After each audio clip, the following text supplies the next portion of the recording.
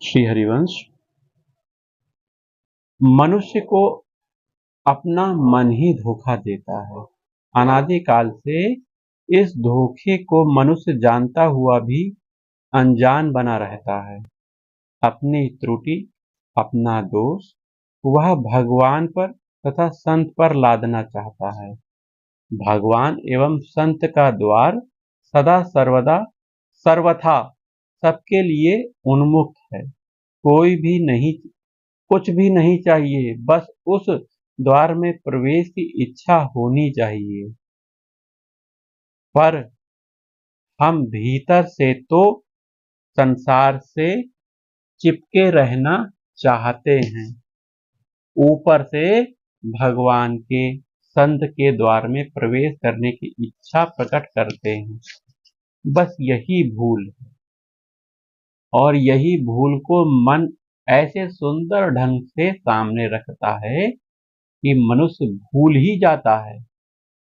तरह तरह की युक्तियों के फेर में पड़कर यह उद्धार प्रकट करता है। क्या करूं? उद्धार प्रकट करता है, क्या करूं? मेरी परिस्थिति ऐसी है कि मैं सत्संग से वंचित हो रहा हूं। इस तरह के उदाहरण देता है वह कभी विचार नहीं कर पाता कि अरे मन, तू मुझे व्यर्थ क्यों ठगता है। अपने मन को वो दोष नहीं देता है, और ये भी नहीं सोचता है कि मन तू चाहता तो है नहीं, और बातें बनाता है। हम लोगों के साथ भी भैया यही होता है। हमारा मन हमको धोखा दे रहा है। हमारा मन तरह तरह के कर्तव्य सामने रखता है, और संत महात्माओं के संग से आपको वंचित रखने की चेष्टा करता है। इसका इलाज या तो हम कर सकते हैं अथवा भगवान कर सकते हैं। भगवान की अहेतुकी कृपा से जब किसी दिन संसार का मोह भंग होगा, तब दिखेगा कि मनुष्य का एक ही कर्तव्य है, भगवान से प्रेम करना अथवा संत महात्माओं से प्रेम करना। बस इस प्रेम में साधक बनकर संसार रहे तब तो ठीक, नहीं तो अपने हाथ से इसमें आग लगा देना। इसके पहले बिना पेंदी के लोटे की तरह कभी इधर कभी उधर लुढ़कना है।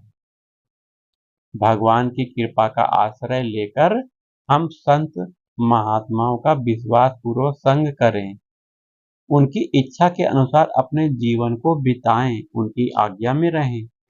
पर यह होगा हमारे करने से। हम अपनी इच्छा छोड़कर प्रभु इच्छा, संत इच्छा के आगे अपना सिर को नवाएं।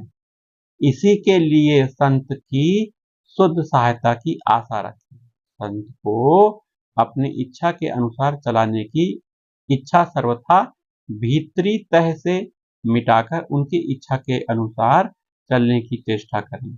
देखें, एक लौकिक साधारण माँ भी अपने छोटे बच्चे को उस काम के लिए आज्ञा नहीं देती जिसे बच्चा कर नहीं सकता। फिर भगवान या संत के द्वारा तो यह असंभव है। आप ऐसी कल्पना ही करना छोड़ दें कि वे मुझे वह काम करने को कहेंगे जो मैं नहीं कर सकता। निश्चय मानिए, वे वही करने को कहेंगे जो आपकी शक्ति के अंदर आपके द्वारा संभव हो सके। यह नहीं करके यदि आप हट करेंगे कि मैं तो यही करूंगा, मुझसे यही काम होगा, दूसरा नहीं होगा, मुझे यही करने दीजिए, तो अशांति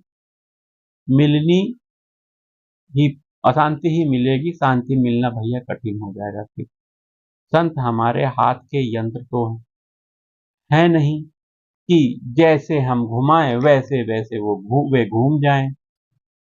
संत तो भगवान श्री कृष्ण के हाथ के यंत्र हैं।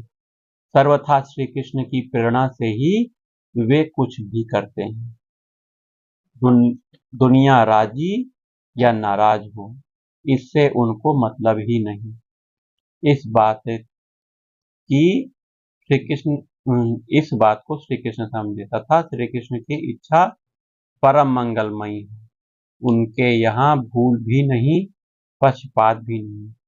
अतः यदि हम संत से उत्तर चाहते हैं तो इसके लिए श्री कृष्ण के प्रति आंतरिक सच्ची एवं व्याकुलता भरी प्रार्थना ही अचूक साधन है। वे सच्ची प्रार्थना अवश्य सुनेंगे।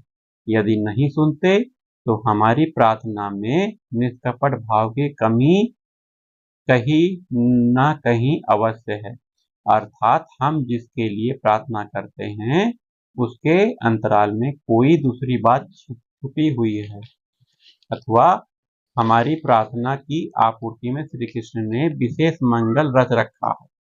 संत के पास आने से हमारा मन ही हमको बाधा दे रहा है। जब तक मलिन स्वार्थ को हम नहीं छोड़ेंगे तब तक शांत मन से संत के पास रह भी नहीं सकेंगे। संत किसी को न निकालते हैं न बुलाते हैं, वे तो जो आ जाता है वह चाहे कोई भी हो उससे अपना हृदय का आसन देते हैं। जो उस आसन को छोड़कर अन्यत्र सुख खोजने जाता है उसे रोकते भी नहीं। वह हृदय का द्वार खोले हुए रहते हैं, जो चाहे आ जाए जो चाहे चला जाए।